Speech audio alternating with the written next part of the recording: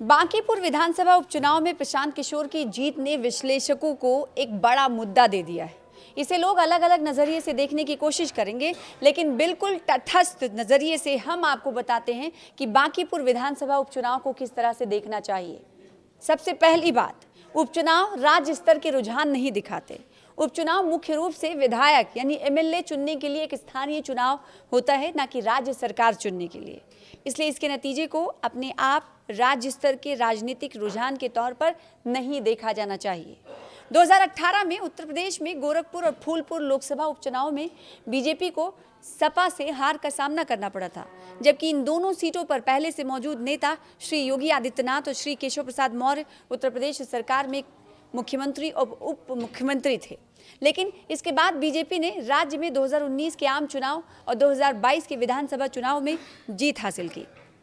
महाराष्ट्र में 2023 के कस्बा पेठ उपचुनाव में बीजेपी ये सीट कांग्रेस के श्री रविंद्र धंगेकर से हार गई थी, जबकि इसे राज्य की सबसे मजबूत सीटों में से एक माना जाता है।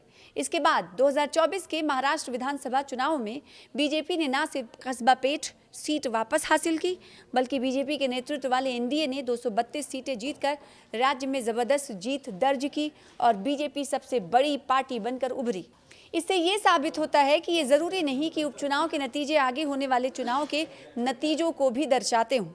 एक और अहम बात यह है कि वोटरों का कम उत्साह उपचुनाव पर असर डाल सकता है। आम चुनाव या विधानसभा चुनाव की तुलना में उपचुनाव में वोट डालने के लिए वोटर अक्सर कम उत्साहित होते हैं। बांकीपुर उपचुनाव में वोटिंग का प्रतिशत बहुत कम यानी 34.24% रहा। इसलिए नतीजों का विश्लेषण करते समय इस बात का ध्यान रखा जाना चाहिए और इसे सीधी तौर पर पूर्व चुनाव में बीजेपी के सपोर्ट बेस से नहीं जोड़ना चाहिए। और अब बात ईवीएम की। ईवीएम की आलोचना को अलोकतांत्रिक मानते हुए अब नकार देना चाहिए। हाल के समय में जब भी बीजेपी ने बिहार, दिल्ली और पश्चिम बंगाल में चुनाव जीते हैं तो हारने पर विपक्षी दलों ने ईवीएम पर सवाल उठाए। चुनाव नतीजों के आधार पर चुनिंदा तौर पर ईवीएम पर सवाल उठाना लोकतांत्रिक संस्थाओं को कमजोर करता है। बांकीपुर के नतीजे दिखाते हैं कि ईवीएम से जुड़े सभी आरोपों को खत्म कर देना चाहिए और विपक्ष को भारत में चुनावी प्रक्रिया को कमजोर करना बंद कर देना चाहिए।